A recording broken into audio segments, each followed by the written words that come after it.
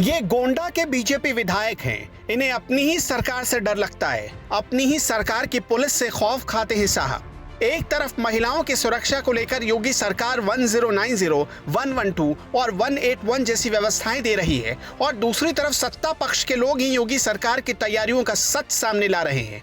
गोंडा के सदर विधायक प्रतीक भूषण सिंह को सुनेंगे तो दिमाग का हर कंफ्यूजन दूर हो जाएगा। पहले सुनिए पूरा माजरा क्या है, क्यों विधायक को अपनी पत्नी अपनी बेटी को घर से बाहर कहीं भेजने में डर लगता है। आज हमारे यहाँ खाना खाने के बाद लड़कियों को वॉक करते जब मैं देखने लग जाऊंगा, जब हम लोग यहाँ पर आराम से घूमते हुए देखने लग जाएंगे, तब हम जानेंगे कि दुर्गा शक्ति, ये जो शक्ति कक्ष है, इसका मकसद पूरा हो रहा है। आज मेरे भी घर की अगर बहन मेरी बाहर जाती है तो 2 आदमी साथ में भेजना पड़ता है। अगर मेरी माता जी बाहर जाती हैं तो 1-2 औरतों को साथ में, 1-2 आदमी को, पुरुषों को साथ में भेजना पड़ता है। मेरी भी पत्नी है, मेरी पत्नी अगर बाहर जाती है तो मुझे चिंता लगी रहती है, 2-3 लोगों को साथ में भेजना पड़ता है। मैं चाहता हूं कम से कम मेरी पत्नी खुद गाड़ी चलाकर कहीं जा सके। अगर क्राइम अगेंस्ट वुमेन है तो उसको सबसे बुरा अपराध की तरह, राष्ट्रद्रोह की तरह देखना चाहिए।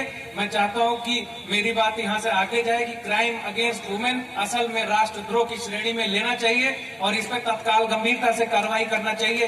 केवल रेप के मामले ही फास्ट ट्रैक में नहीं, छोटे मोटे छेड़छाड़ के मामले में भी सब काम छोड़ के पहले उनके यहाँ पहुंचना चाहिए, उनकी प्रॉब्लम्स को एड्रेस करना चाहिए। नगर कोतवाली में मिशन शक्ति कार्यक्रम आयोजित किया गया। इसी कार्यक्रम में पहुंचे थे प्रतीक भूषण, लेकिन बीजेपी विधायक कह बैठे कि अगर मेरी बहन बाहर जाती है तो 2 आदमी साथ में भेजना पड़ता है, अगर मां बाहर जाती है तो 1-2 लोगों को उनकी हिफाजत के लिए भेजना पड़ता है।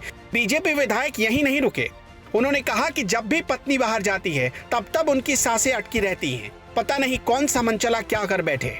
ये उस योगी सरकार के विधायक कह रहे हैं जो सरकार महिला सुरक्षा के मामले में खुद को 100 में 100 नंबर देती है। जिस इलाके से ज्यादा मनचले निकल रहे हैं उस इलाके को भी सूचित करके उसको एक जोन में डिक्लेयर करना चाहिए। कम से कम अगर हमारी चौक में छेड़छाड़ नहीं हो रही है तो उसको ग्रीन जोन दे कि आप लड़कियां रात में, दिन में यहाँ अकेले आ सकती हैं। ये मेरा एक सजेशन है माननीय डीएम महोदय को। अगर किसी गांव में छेड़छाड़ की चौराहे पे बहुत ज्यादा हो रही तो उसको रेड जोन डिक्लेयर करें और वहां पुलिस का कार्रवाई कराए मनचले जिनकी वजह से रेड जोन डिक्लेयर हो रहा है। फिर धीरे धीरे वो ऑरेंज हो, ग्रीन हो, कम से कम ग्रीन हो तो मुझे पता चले कि मेरी घर की बेटी ग्रीन जोन में गई है तो सुरक्षित है। ऐसा देखें कि अगली बार कहीं जब हम लोग ये दुर्गा शक्ति का, जब ये शक्ति कक्ष का जब अगली बार कार्यक्रम हो तो ज्यादा से ज्यादा भेंट लेने वाली भी महिला हो और ज्यादा से ज्यादा भेंट देने वाली भी महिला हो।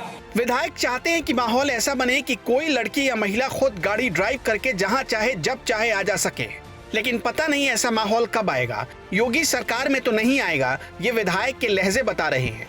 आज भी 98% महिलाएं अपने साथ हुई छेड़खानी की शिकायत दर्ज नहीं करवा पाती। खैर, विधायक ने तो सिर्फ सच से सामना करवाया है।